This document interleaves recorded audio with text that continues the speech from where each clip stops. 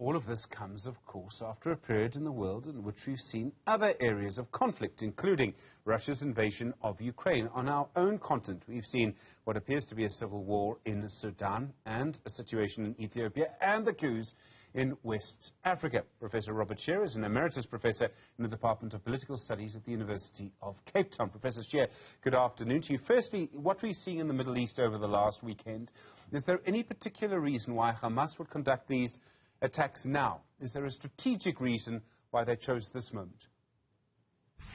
Yes, I think that we all somewhat naively thought that the Middle East would now be dominated by geopolitics. If you go back, we were talking 50 years ago, the invasion, the Yom Kippur War. Countries were putting the issue of, if you will, Israel's existence, the plight of the Palestinians first in the front burner. Now what we've seen, and it's perhaps epitomized by the negotiations between the United States and Saudi Arabia over Israeli recognition, that the Palestinian issue, the issue of the Islamic people who are locked behind, in a sense, blockades, was disappearing. And so I think from Hamas's point of view, and also from the paymaster Iran, they wanted a wake-up call that the issue of human rights stroke Palestinian situation could not be simply swept under the table. And I think they've been enormously successful. So, if you will, there was an initial battle between state interests and Palestinian interests, and state interests lost. We're talking about the 50s and 60s. Then it seemed, certainly under Trump, that state interests overtook and overwhelmed Palestinian issues, and Hamas is now trying to put Palestine back in the heart of the negotiation process. If you're someone who's stuck in Gaza, and when I say stuck in Gaza, I kind of really mean it. I don't just mean now. I mean for the last, well, many years. It's almost literally been besieged. The organization Human Rights Watch described Gaza as an open-air prison, 2 million people trapped in a very small area. You would see other Arab countries who used to support you now signing diplomatic relations with Israel through the Abraham Accords. If you feel that no one's going to come to your help, well, I suppose something like this might be inevitable. Yes, I think it's correct. I think what really needs to be said is that all sides of the issue, whether we're talking about it from the point of Jews and Muslims or Israelis and Palestinians, the people of the Middle East have been badly let down by their governments, whether we're talking about the Israeli government or the PLO or the local government or the regional government. They have been let down very badly. And I think they have become more and more desperate. And in that sense, I think if one was looking at it coldly and pragmatically, one would have, as a strategy, said that there needs to be, or should be, or will be, a military response from the oppressed people of the region.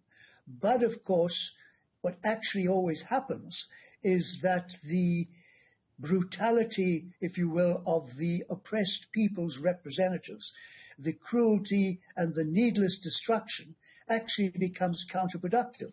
So that instead of the oppressed people being seen as the victims, which in a many sense they are, of geopolitics, of Israeli politics, they become seen as the villains because they do not, in a sense, have strategic views of violence. It becomes, if you will, like a riot very often in American cities.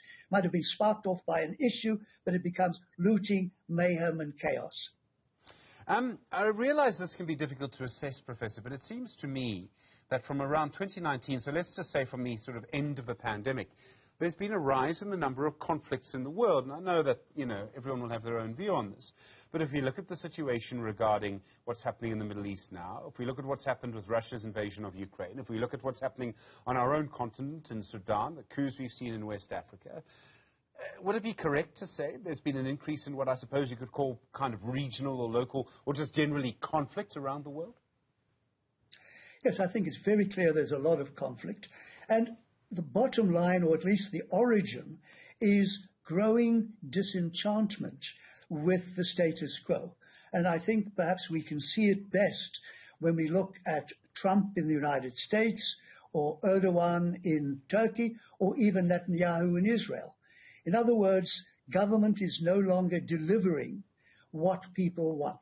Perhaps they have unrealistic expectations, but if you will, the supply that government can provide is no longer in any kind of balance with what people are demanding.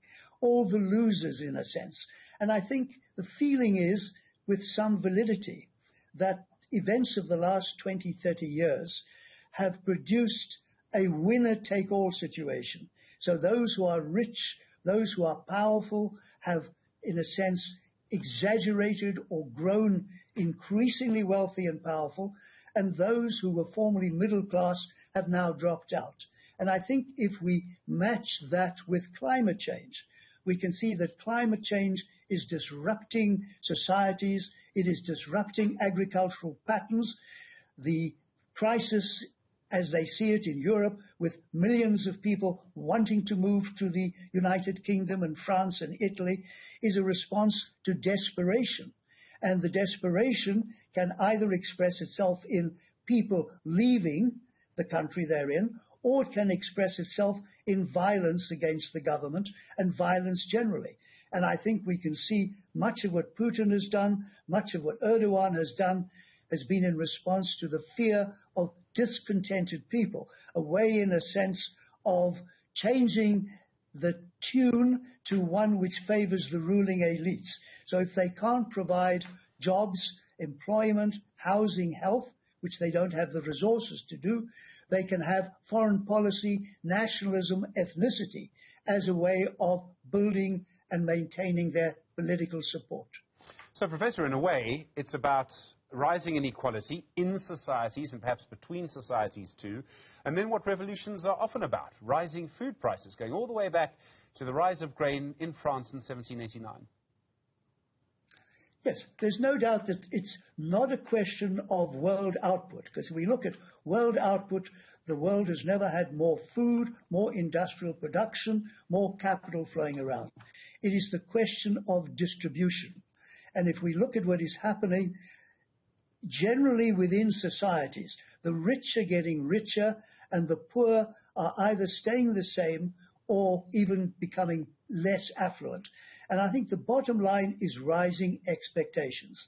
If you go back in history, people had almost no expectations from government. All they wanted was for government to leave them alone in their little peasant villages. Now it's the world of expectations. We expect, we demand, government create jobs, government create welfare, government create unemployment, government create good education. And government simply can't do that. And the result has been increasing discontent. People see on television, on social media, the life of the affluent, and they ask why they are struggling to make a living. And I think certainly in the United States, we've seen the rise of the working poor, people who are struggling simply to survive and finding it very hard not to drop into poverty, losing their houses, losing their health benefits. There was a time, and I'm probably from this generation, Professor, when it seemed rational to be optimistic about the future. The Cold War was over, with it the end of apartheid. We seemed to be moving into a period of greater democratization. There was a time when people even thought that China was going to, at some point, become more free than it is now. It seems to have gone the opposite way, perhaps. Were we wrong to be so optimistic? I think we were wrong because we assumed, if you will, a basic rationality. We assumed, and this is of course also very much Marxist, that in a sense people would put their material interests before all of the other factors. We assumed people were rational. We assumed they were at least moderately well informed. And I think what we saw with Brexit, what we've also seen in Israel with Netanyahu's focus on survival, what we've seen in the United States, is that a vast number of people are essentially vulnerable when their self-respect is removed to essentially move away from rational politics to the politics of identity, the politics of grievances, the politics of unhappiness.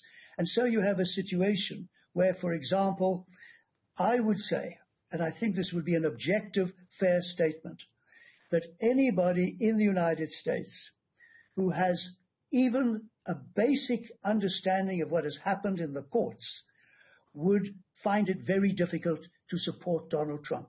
And yet the reality is, the more the evidence piles up against him, the stronger his support becomes and the more intense. So you're in the world of identity, of grievance, of cult almost, not the world of rational debate, argument. And the bottom line is that there is no way in South Africa or anywhere else where government can actually meet the legitimate needs of the people. That creates the space for a Malema, for a Nigel Farage, or in a way for a Netanyahu. Professor Robert Schrire, thank you. Emeritus Professor in the Department of Political Studies at the University of Cape Town.